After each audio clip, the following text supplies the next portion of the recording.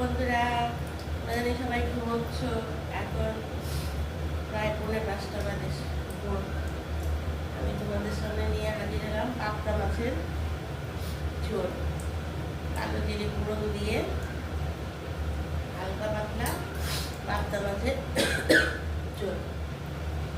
পাবদা মাছের ঝোল বলতে আমি পাবদা মাছগুলিকে ভালো করে ভেজে নিয়েছি, ভালো করে ধুয়ে নিয়েছি নুন দিয়ে। মাছ সবসময় নুন দিয়ে ধুতে হয়। হ্যাঁ, ভালো করে নুন দিয়ে ধুয়ে এই মাছগুলিকে ভেজে নিয়েছি, ঝোলের মধ্যে ছেড়ে দিই। তারপর ঝোলটা কীভাবে করছি বলছি।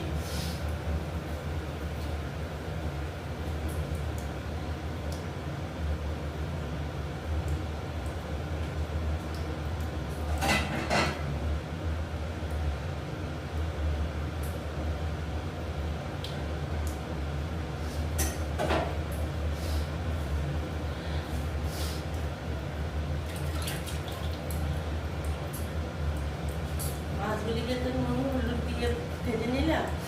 তারপর এখানে 8টা মাছ আছে, বড় একটা পেঁয়াজ, একটু আদা দিয়েছি, আর কাঁচা লঙ্কা দিয়েছি, পেস্ট করে নিয়েছি।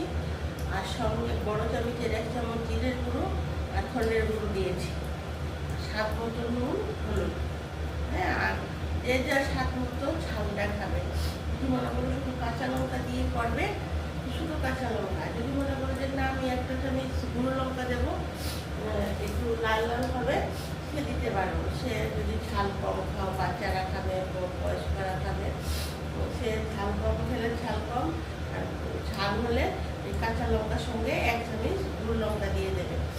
দিয়ে সাধারণত নুন দিয়ে তেলটা যখন গরম হবে কালো জিরে ফোড়ন দিয়ে দেবে। দিয়ে তেলটাও যে যার মতো করে খাবে, লাল তেল হোক সাদা তেল হোক, কম তেল দাও বেশি তেল দাও, যে যার মতো করে। তারপর দিয়ে কালো জিরে ফোড়ন দিয়ে তারপর ভালো করে মশলাটা কষিয়ে নেবে। কষিয়ে নেওয়ার পর একটু যেহেতু হালকা পাতলা ঝোল করবো, তো তখন একটু সবার জন্য ঘরের হয় এরকম একটু বাটি ভর্তি বল দিয়ে 8টা মাছের মধ্যে এখানে হাফ, এই বাটি এই থালাটার হাফ ঝোল দেব। ঝোলটা দিয়ে দিয়েছি, দিয়ে ঝোলটা একটু ফুটে উঠেছে পরে আমি মাছটা ছেড়ে দিয়েছি। হ্যাঁ, মাছটা ছেড়ে দিলাম। এখন মাছটা একটু ফুটে উঠবে, আমি কি করবো, এই ধনে পাতাটা দিয়ে দেবো। ঘরে ধনে পাতা থাকলে দেবে, আর না থাকলে কি করবে, কালো জিরে ফোড়ন তো দিয়েছো, ধনে পাতা না দিলেও কিছু হবে না, ভালো লাগে।